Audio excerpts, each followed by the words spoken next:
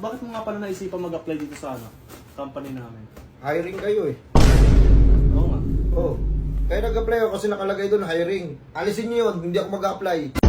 May tanong ko sa'yo, Oh. anong nakikita mo at pwede mong may ambag sa company namin? Anong may ambag ko? Oo. Bag ko. Huwag niyo mong ano, gusto niyo tumagal kagad ako sa inyo. Sabagay, kumbaga parang pinapalabas mo, pwede ka pa mag-resign, ganun. Pwede kang mag-away. Hindi nga natin masasabi. Dapat alisin niyo yung tanong na yun. Ah. Anong masasabi mo 10 years from now? Hindi mo alam kung ano mangyayari sa loob ng 10 taon. Isang taon yan dahil mangyayari. Tapos sa 10 taon pa. Sir, inahan po tayo. Oh, gag... Oh. Oh. Ibenta mo sa akin yan.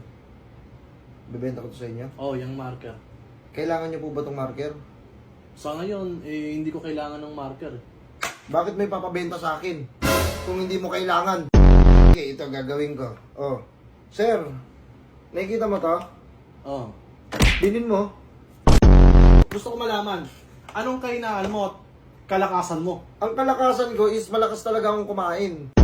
Sige, doon tayo sa weakness mo. Anong kainaan mo? Nangihina ako pag hindi ako kumakain. May second interview pa? Meron pa po, kasi parang anong pa lang to, initial interview mo pa. Kaya hindi umaasenso tayo dito sa Pilipinas eh. Ang dami nyo mga... Akin na nga! Wait lang. Huwag na, huwag na ako tanggapin!